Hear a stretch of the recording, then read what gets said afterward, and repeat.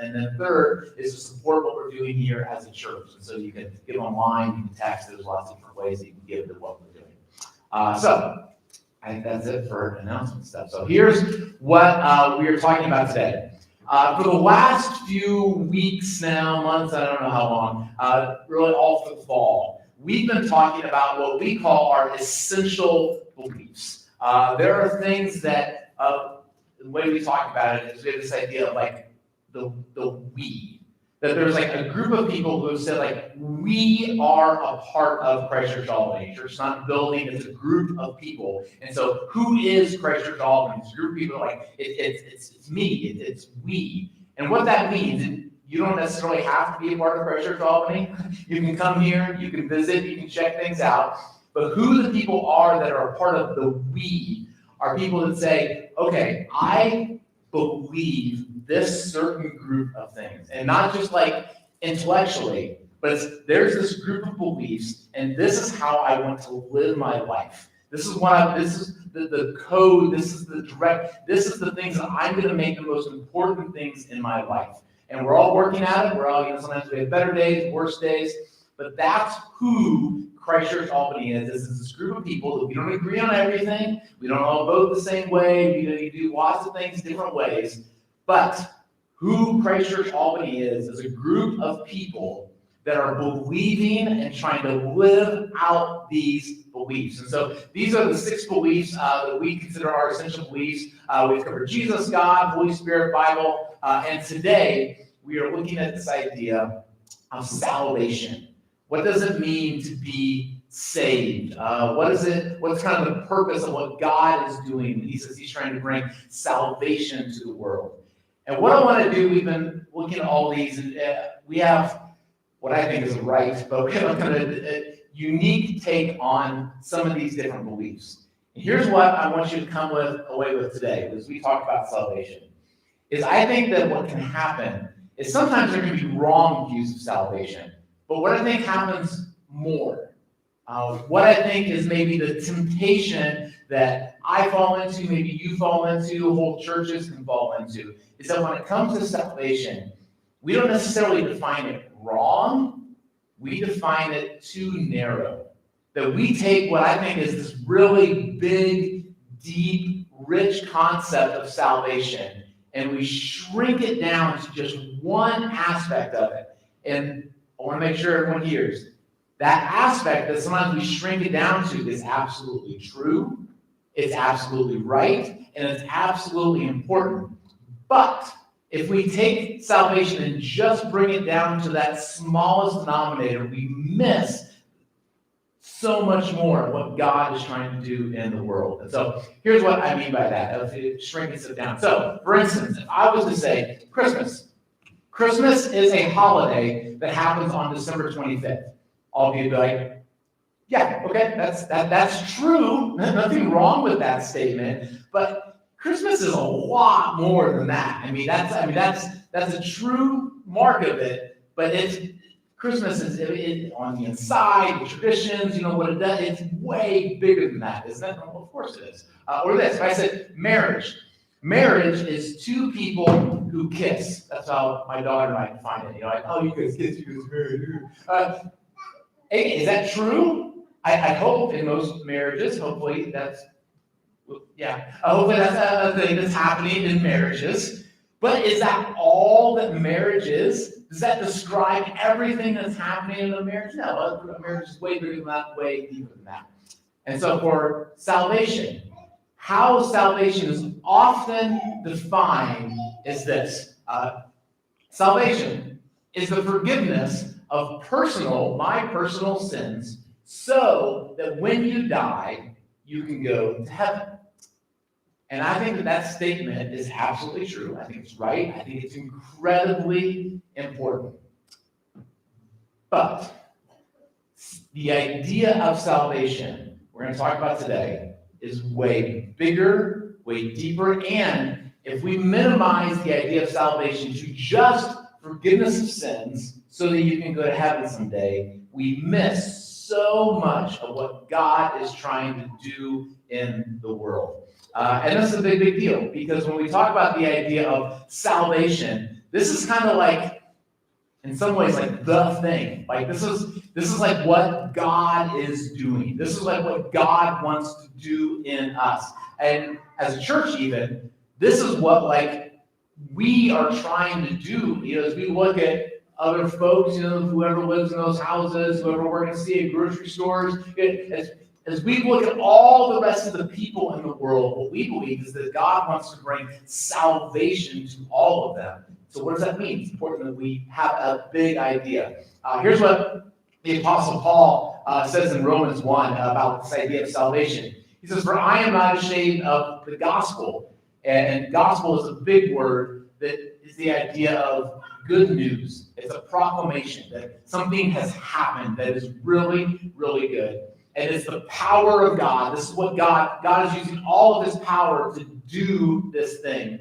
And it brings salvation to everyone who believes.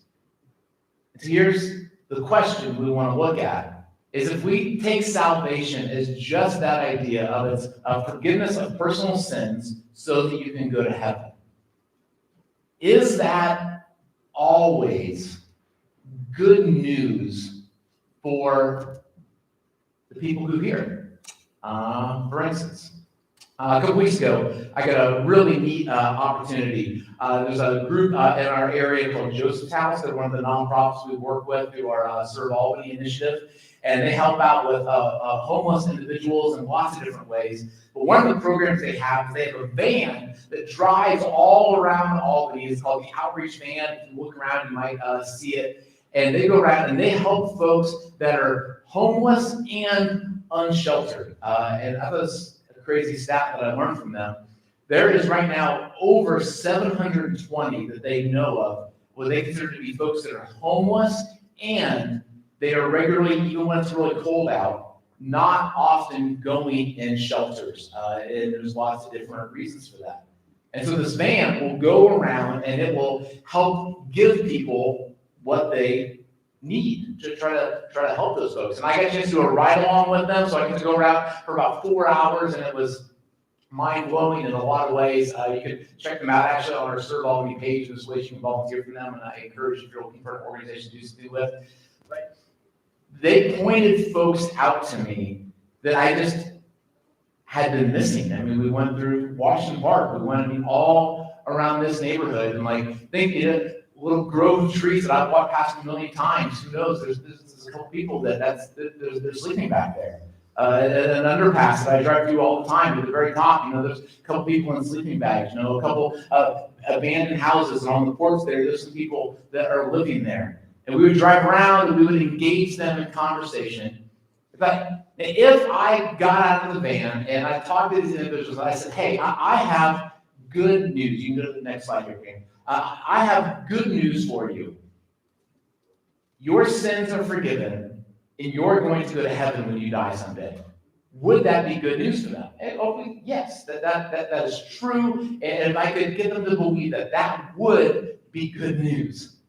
But they would also be standing there in front of me, and they need food, and they need shelter, and they need clothes, and they need a hot meal, and they need mental support, and they need social support, and they have so many different other things.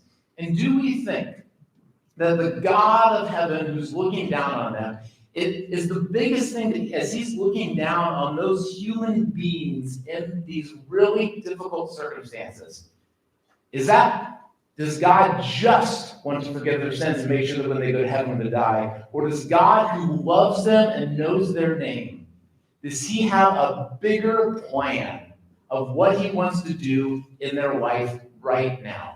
Are there other things in their life that he would like to make right? Are there other things that God would like to use his power to make good, to save, to make right? And I think he absolutely does. Or another one. One of the things that I get to do, a decent amount of things I do for my job, is I'll meet with different people, meet with some of you. And often, when folks want to meet with me, it's usually not like good news. Usually people don't like say, hey, John, I really want to get coffee, and I just want to let you know things are going great, everything's wonderful. I wish that would happen more, so feel free to call me if you just want to let me know all the good things in your life. Usually, they want to get together, and then they start talking about something really painful in their life. Sometimes it's a relationship of there's something going on with their kids, and it's just, they feel like that they're like losing the relationship, or sometimes it's in their romantic relationship, maybe their marriage, and they just feel like that their marriage is falling away, and they just like this is heading towards divorce, and they're just like so broken up about it, or there's something in their financial world, or there's something in their life that just feels like it's just falling apart. And if I were to look at them and say, I have good news for you, I hear that. That sounds so hard right now. But did you know your sins are forgiven, and when you're going to go to heaven someday? Like that's good. But like, John, they're leaving me. That my kid won't return my phone calls. Like, did you hear the number I said of how much debt we are in? Like, that's good news. But like, is there anything that God can do for me right now? And I believe absolutely that God wants to do something right now, because the idea of salvation is for sure this, but God also wants to do something right here, right now, to move your life forward. In Luke chapter 19, the way we know everything about Jesus is there's four guys, Matthew, Mark, Luke, and John, at least four, Matthew, Mark, Luke, and John, who wrote down the things that Jesus said, the things that Jesus did. And again, in Luke, this is one of the things that he recorded that Jesus did, is he met this guy, his name's Zacchaeus, and here's the story. So one day, Jesus entered Jericho, and he was passing, and as he was passing through, a man was there by the name of Zacchaeus. And Zacchaeus was a chief tax collector, and he was wealthy. And this maybe doesn't mean a ton to us now, but that would have been like a big, like, oh, okay, we know who this guy is 2,000 years ago. Because 2,000 years ago, about the worst thing you could be was to be a tax collector. And I don't know, maybe, I don't think any of us like paying taxes now. If whoever, like, if there's a political party that's raising your taxes, you might not be all that happy with them for the moment. But back then, what tax collecting meant was that who was collecting taxes was the Roman Empire. And the Roman Empire was like the villain. They were the ones that had invaded Israel. They were the ones that had conquered. They were the ones who were oppressing. Everything that was difficult about life in 2,000 years ago, Judea, Israelite, Jewish life, they would point it all to say it's Rome's fault. They're the ones that are causing so much hardships. And to be a tax collector meant that you went intentionally, on purpose, you volunteered, you raised your hand, and said, I'm going to go and work for the Roman government.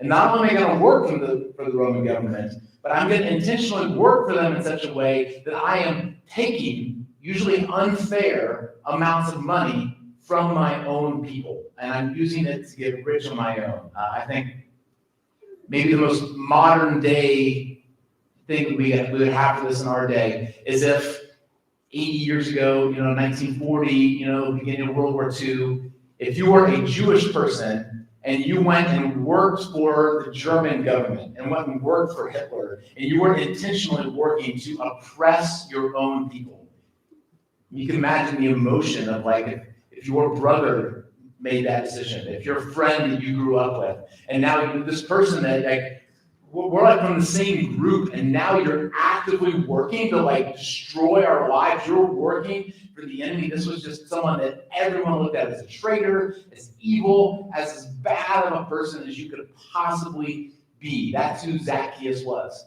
But for whatever reason, Zacchaeus wanted to see Jesus. So Zacchaeus wanted to see who Jesus was. But because he was short, he could not see over the crowd, so he ran ahead and climbed a sycamore fig tree to see him. And Jesus was coming that way. So he's kind of checking out who Jesus is. When Jesus reached the spot, he looked up and said to him, Zacchaeus, come down immediately. And when Jesus said this, the people around would have been like, oh, game on. Like, Jesus is like this like religious leader, rabbi, teacher, and here's this like evil person up in the tree. What's he been doing here? How dare you show your face around here? And it's just like, you come down here immediately. Like, Jesus is about to like rip this guy a new one. Like, this is gonna be good. Everyone gather around. But Jesus went a different direction. Jesus said, I must stay at your house today. So he came down at once and welcomed him gladly. And it's such a huge deal of who Jesus always is. There's so many times where like the people that religious people think, oh, Jesus is going to come after them. Jesus is going to wave his finger, just be so mad at them. And even the people who think, I need to like stay, I'm going to hang up here in the tree. I don't really want Jesus to even see me, because if Jesus knew who I was and what I'm about, he's not going to love me. He's not going to welcome me. He's going to be mad at me. But that's not who Jesus is. The religious leaders, on the other hand, were upset. All the people saw this and they began to mutter, he has gone to the guest of a sinner. Like, how dare Jesus hang out with these people? And I love this all so much. One of the things that I think shapes so much of how we do church here at Christ Church Albany is my own experiences, some of your experiences.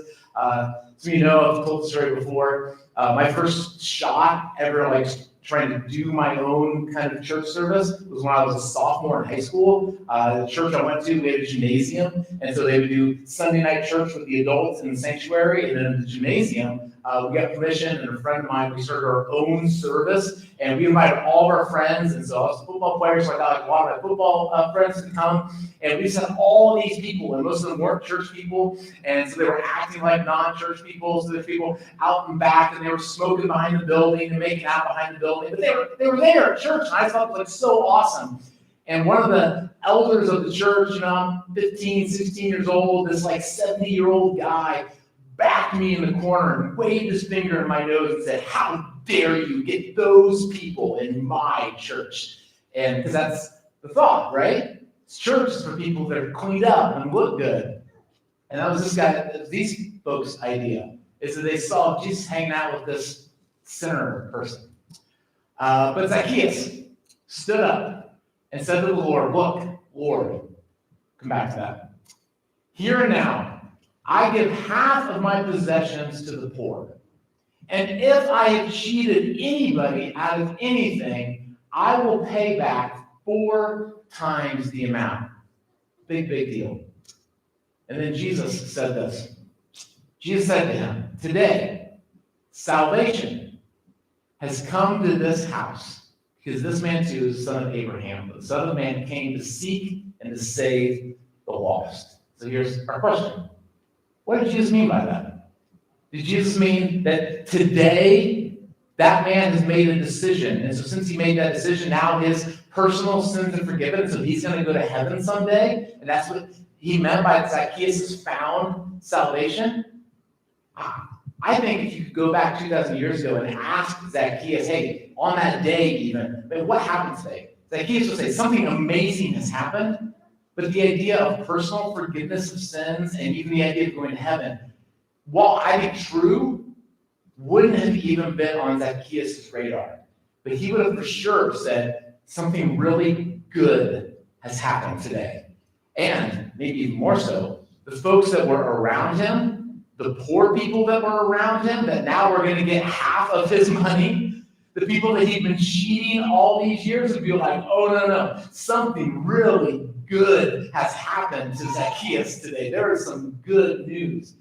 And to Zacchaeus personally, on the inside, something radical had changed in him.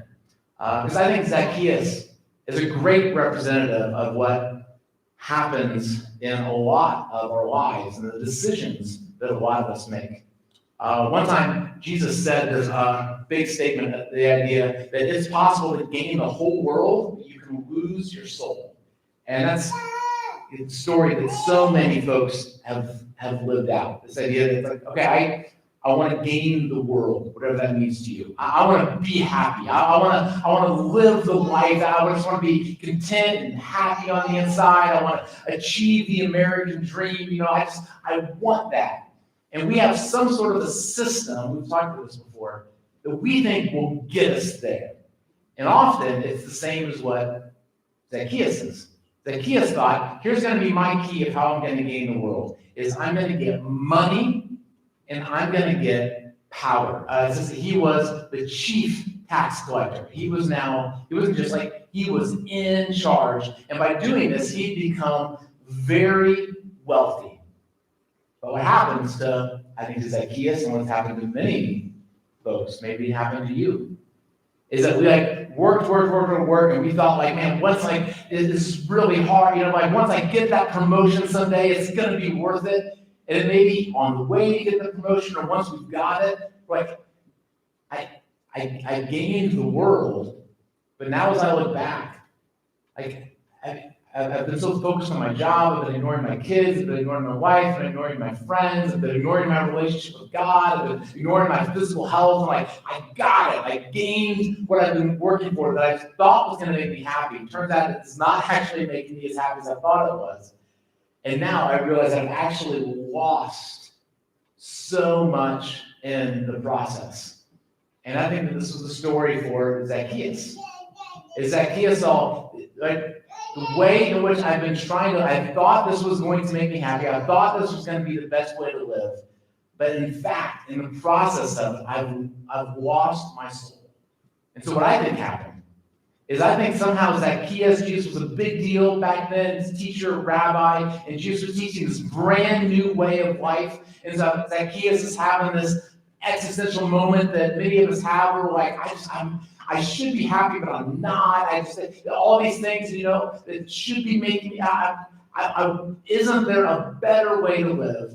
And somehow he had heard about this guy, Jesus, who's teaching a new and radically different way to live. And he made a decision. I want to go see who this Jesus guy really is. I want to see if maybe the way in which he's teaching is actually, maybe it could help me. Maybe it could be a better way.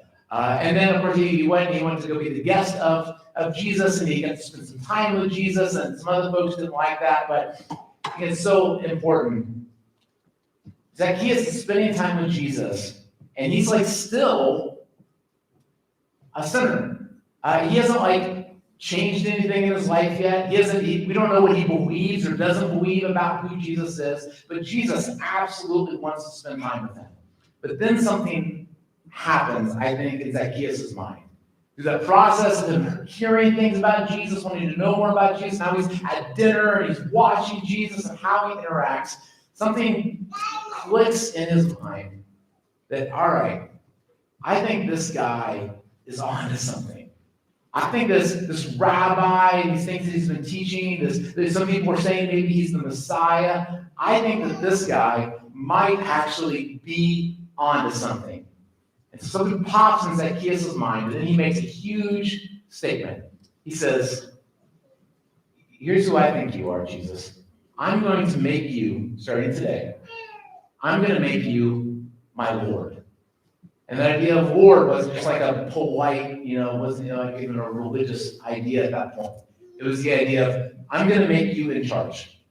You are now in charge of the decisions of my life. Whatever you say to do, I'm going to do that way. I'm going to make you the king of my life. I'm going to make you the master, the ruler of everything I do in my life. All those things that you're teaching, I'm going to do. So I've been thinking I'm going to get wealthy. You say actually the key to happiness is not to gain a bunch of wealth, but actually to give money away. Okay, your word, I'll do it.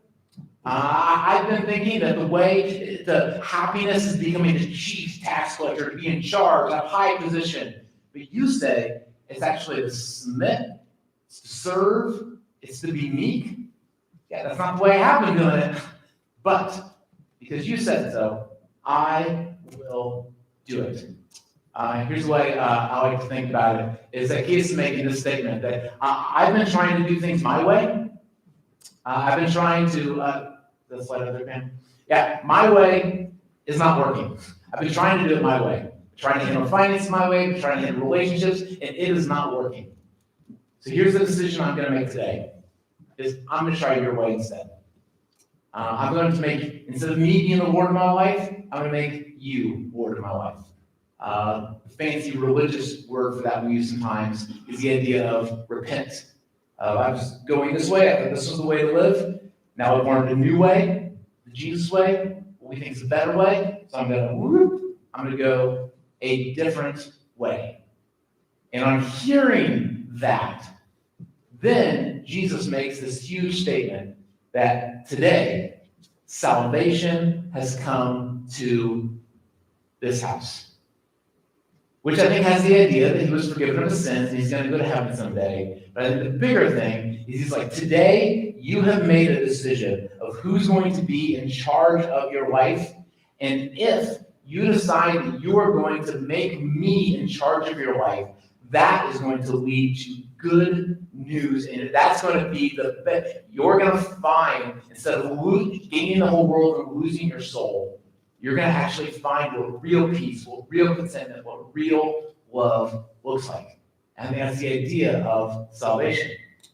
Here's what I want to make sure we all get today, is that salvation is not just, it's not just a decision. It's a lifestyle. Salvation is not just like an intellectual belief of like, all right, do I believe that there really was a guy named Jesus? I believe that he rose from the dead. Yeah, all right, I'll get around that in my head. Okay. And then you move on and do whatever else you want to for the rest of your life. It's more than that. Here's a couple other ways to think about it, help us hopefully understand. So for a long time, the way I thought about the idea of salvation was this, and maybe this is what you've seen before too, is that you have a part of your life where you're just a sinner, you're doing sinner type stuff, whatever that means. And then at some point, you make a decision. Okay, I am going to follow Jesus. I'm going to become a Christian. I'm going to get baptized. I'm going to go through confirmation, whatever that means. And at that point, now you have made that decision. So now you're in the club. You're going to go to heaven someday. When I was a kid, we called this getting fire insurance. I don't know. I've made a decision. And at that point, you're in. You have reached salvation. And then there's this other stuff. There's all this stuff that Jesus talked about, of like giving money away, and you got to deal with your anger issue at some point, and you got to like respect your parents, and you got to forgive people, and even when people are being a real tool to you, you got to like find a way to love them. And there's all of it. It's like that's all good stuff that Jesus taught. And of course, there's some people, and they like get fanatical about this stuff. They become like real radical type Christians, and they become like the leaders of churches. They really get into this idea of what we call discipleship. But really, all of that is just optional. I mean, if you decide you want to do that, that's fine. But like, you've made the decision, you're in, and if you want to do that stuff, that's fine. But you don't really need to worry about it, because this is really what's most important. And when you think about the idea of following Jesus through like a normal relationship context, this is crazy. This is a really funky way to think about all this. So if you put it in like the terms of like another relationship that maybe we understand, the idea of like, okay, so in marriage, if there was a part of my life where I was single and I could do whatever I want, I don't need to call anybody, I just live my own free life. And then at some point I decide, okay, I'm going to make a decision. I'm going to have a wedding. And at that point, now like I get, there's tax benefits for getting married, so that's pretty cool. Maybe if we live from different countries, I can get a green card now. That's kind of handy. And now like there's like kind of legal perks that now I get, and now I always wanted to have a wedding. I wanted wedding photos. That'd be super cool. So now I have achieved that. But then there's like all this other stuff. I mean, we could move in together, and we could like have date nights, and we could like have raise kids together. You could read marriage books and go to marriage conferences and actually develop like a deeper and better relationship. And I mean, sure, there's some relationships that do that, but really the most important part is the insurance. It's the green card. It's now that I got like the legal part done, the rest of it really doesn't matter. Even that would be crazy. I mean, I don't know what you guys thought. That my wedding was fine, and like getting the insurance perk, you get all kind of neat stuff. But this was like the whole point. I wanted to spend the rest of my life with Ashley. I wanted to wake up in the morning and her be there. I wanted to go to bed at night and her be there. I wanted to live my life and go as deep in relationship with her. It's like this was the whole goal, and this was just kind of the start of it. And really the only reason why you ever do this and not do this is if you didn't really actually like the person. If you were convinced that I think that all of this is actually going to be a burden, it's going to be a drag, it's going to be, I'm really not, this feels like the uncomfortable part. Then, well, why would you want that? But if you are convinced, my life is going to be better than it was when I was, everything is going to be deeper, better. This is actually the better way to live. And I want to go as far into that as I possibly can. And that's the way that I think we should think about salvation with Jesus. It's the idea like, the only reason why you want to go to heaven, but I'm not really going to do that discipleship part, is right? It's because I'm not really convinced that the Jesus way is actually that great. I'm not convinced that living my life with Jesus would actually be that wonderful. It actually kind of seems like a drag. So it's like, just get me into heaven. And but if you were convinced that I think that the way of Jesus is the best way to live, then of course you want all of that. Here's another way to phrase it. Sometimes people talk about the idea of minimum requirements for entry, or someone's asked the question, what must I do to be saved? And what they're really asking here is like, okay, like, I'm in, I want the idea of going to heaven, but like, what do I have to do? Like, what's do I get baptized? I'm fine, I'll do that, Okay, do I got to start going to church? I'm not going to church every Sunday, but like, Christmas, Easter, is that fine? Like, do I got to give money? I'm not going to give a lot of money, but like $100, 20, like, how much, let me know what the least that I can do that I can still be in and get to go to heaven. Again, if you think about that through a normal relationship, that's crazy talk. I mean, if you think about marriage, if that was the question that we were talking about on our wedding day some days, what's the minimum requirements of entry? What must I do to stay married? Like, all right, let's stay here, let's say our vows. Hey, you want me to take you out on dates? Yeah, we're not going to go every week. Like, is twice a year enough? Can we go on dates? Would that be enough for you?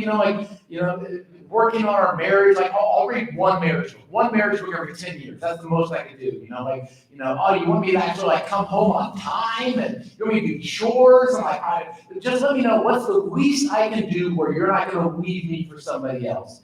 That would be crazy, because in a marriage and in a relationship, I think with Jesus, we don't want just like the bare minimum. If you want the idea of what salvation is, not the narrow little definition, if you want the whole meal deal, it's I want it all. There's a great book I'm reading right now by a guy named Scott McKnight, and this is from his book. It's called Jesus King. It's the idea of I want Jesus to be ruler, Lord of my life. He said, once long ago, I heard John Stott, who's a famous, brilliant biblical scholar, say that some people have been talking about the irreducible minimum gospel. What's the least that I have to do to get in? And John Stott, he dismissed such an idea. He said, who wants the irreducible minimum gospel? He asked. I want the full biblical gospel. Who would want just a barely hanging on type marriage where you can have, it'll take some work, but a big, deep, rich marriage? Who would want just I don't know, I think I'm saved, I don't know, you're going to go to heaven when you die someday, I think I will, I think I've done the right thing. Who would want that when you can have the full, rich, full picture of what the gospel is? And by the way, this idea is what Jesus talked about all the time. Here's a couple of different examples of it. Once Jesus said this, he said, not everyone who says to me, Lord, Lord, hey, you're my king, will enter the kingdom of heaven. But it's only the one who does the will of my Father who is in heaven. So if you want to enter the kingdom of heaven, which is the idea of life as it's supposed to be right now and going on for eternity into heaven, It's not just enough to say, okay, yeah, you're my Lord, but I'm not going to actually do anything you say.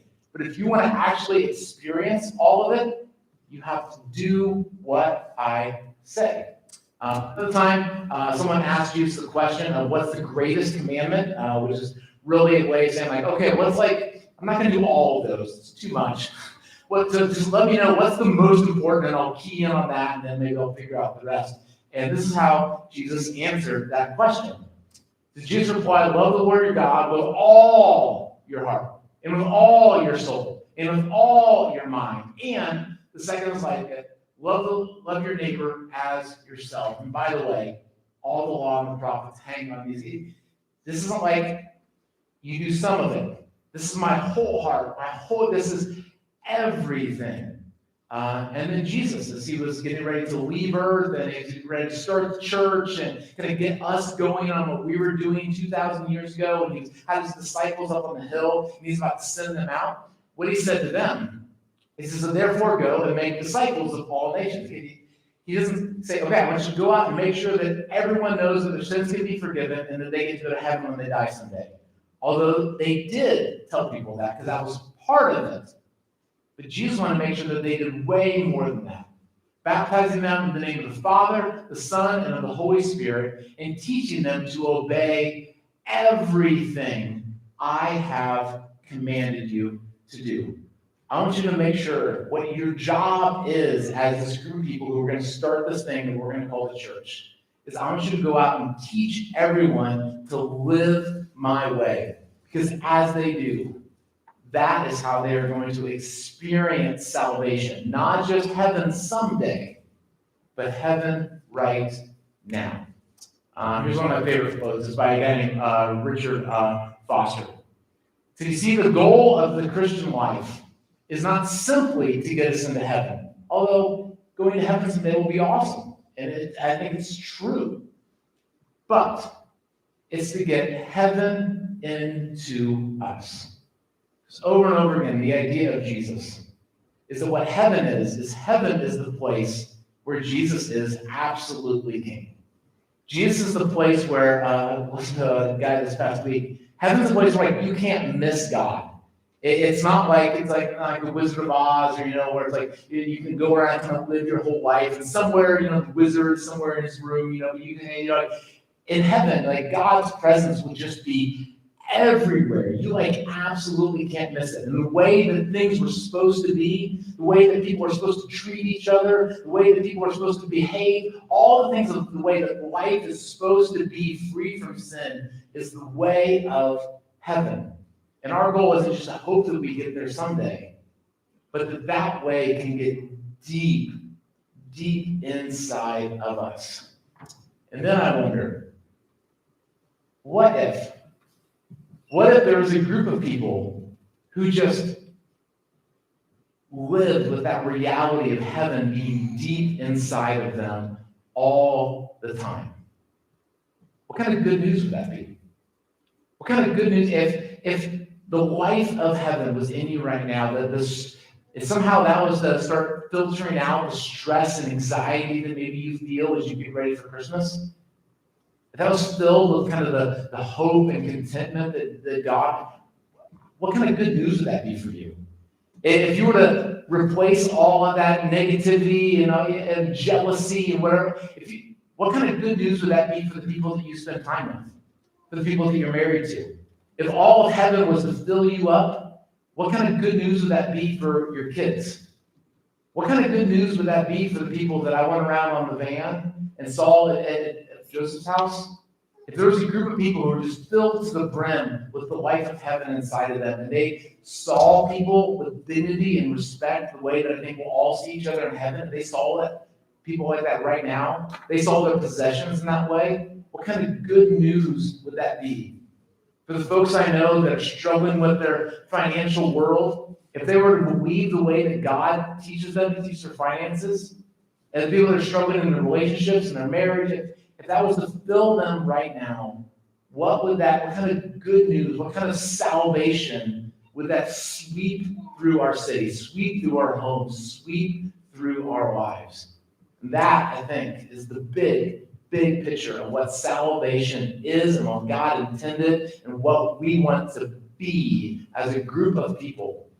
The group of people that are just desperate to get as much heaven into us as possible. Not see anything as optional, but I want to go as deep with Jesus as possible. Because the more I do, the more I make Jesus Lord of my life, then that's how I'm going to experience salvation today and forever. Lastly, I'll take communion each week. And one of the things that we want to remember every week when we take communion is so much this idea of salvation. I think, going back to Zacchaeus, I think Zacchaeus, a lot of us live in that world. And maybe it's us, and maybe we feel like that we're the ones who are distant from Jesus, and people aren't going to really want, Jesus isn't going to really want us to be close to him because of the things we've done. Or maybe sometimes we have people in our world, and we think like, those that, if they ever came to my church, I wouldn't even want that. You know what they've done. You know their backstory. You know, we have different political parties, different family members we just demonized in some way or another. And we think somehow like they're further from God than what we are ourselves. Or maybe there's other people that are closer to God than we are ourselves. But again, what Jesus lets us know constantly is that God demonstrates his love for us. That while we were still sinners, like Zacchaeus, he invites us over for dinner. While we were still sinners, he wants to spend time with us. While we were still sinners, while everyone else thinks that he's going to, man, Jesus is about to like haul off on this person, get ready. While we were still right in the middle of it, that's when Christ died for us, to show us absolutely that I love you. You can actually do the worst thing to me possible. You can kill my son. And even then, I still love you. And to let that message of that kind of love penetrate into our hearts is the epitome of getting heaven into us so that it changes everything. So I'm going to say a prayer. The band is going to come up and they're going to sing a song. And at any point while you guys are singing the song, as you guys are going through the words, you can say your own prayer if you would like. The song is really a prayer in itself.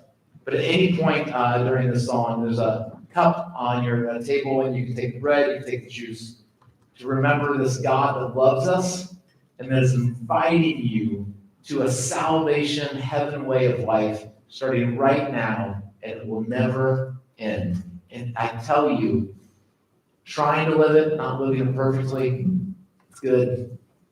It's good news. It's a better way to live. It's a salvation way to live. Let's pray. Jesus, thank you so much for the love that you show each and every single one of us. You've invited us not just to get to go transported to a magical place in heaven someday, but that you are inviting us to make you Lord right now. And that as we do, that will start the journey of salvation, and it will just keep getting deeper and better, like any great relationship does. Thank you that when we screw up and when we are making a mess of the whole thing, you constantly offer